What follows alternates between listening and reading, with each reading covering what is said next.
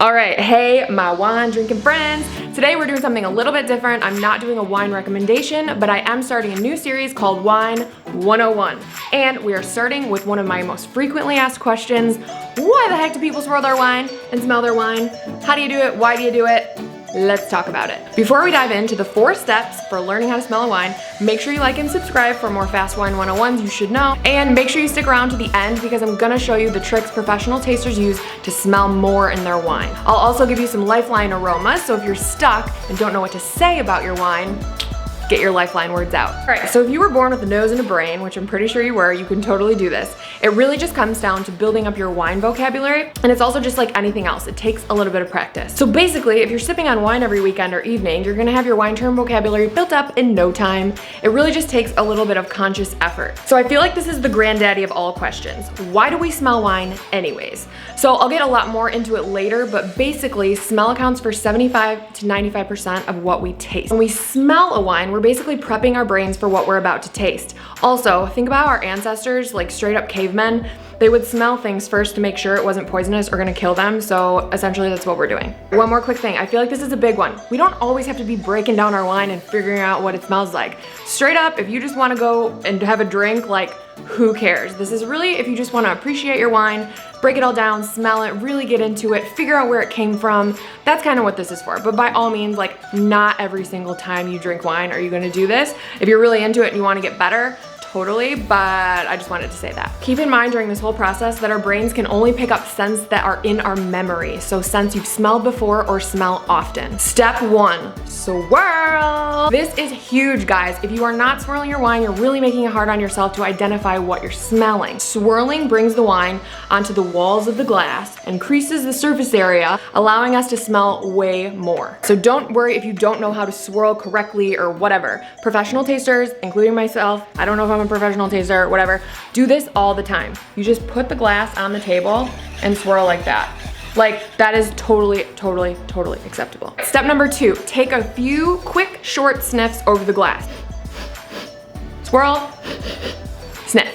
So we do this for 2 reasons. The first, it primes your olfactory nerve so it's ready to go. The olfactory nerve transmits impulses to the brain from these small receptors that are in our mucous membrane of our nose. Whoa! So think of it like a warm up. 2, we can check for those initial strong aromas. What jumps out of the glass? Holy crap, that is green bell pepper. That's when we go to step 3. So now that you've prepped your nose, you are ready for the big show. So you tilt the glass so the wine is brought closer to your nose and then take a big, slow, long inhale. But remember, sensory fatigue is a thing. So think about if you're painting your room or if your dog smells, you don't smell it anymore really because you're used to it, but other people with that fresh nose can totally smell it. So the same thing applies here. If you're like in there smelling it for 10 minutes, like, sensory fatigue is totally gonna happen. This is the big one, step 4, identify. So you'll be doing this throughout steps 2 and 3 really, but here is how the professional tasters do it.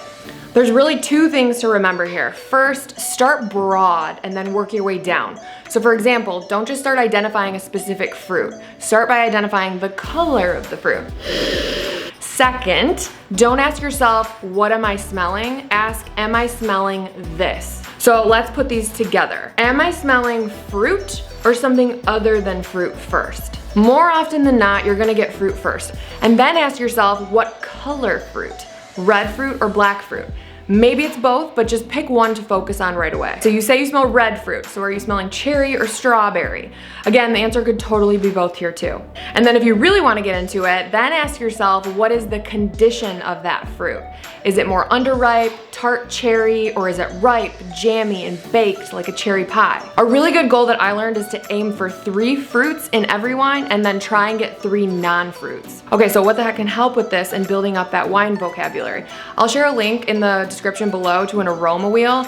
Save it to your phone, and then every time you drink, pull it up and just start picking out things like, am I smelling this? Am I smelling this? Am I smelling this? Again, it really will just help you learn that wine aroma vocabulary, and that is really the biggest thing to this whole deal. And when all else fails, your lifeline words. So for a white wine, lifeline word is lemon or citrus. So more often than not, in a white wine, you're going to smell lemon, lime, or citrus. And your lifeline word for a red wine, cherry, is always a really good place to start. And then if you don't know what to say after cherry, just be like, Is it tart or is it jammy?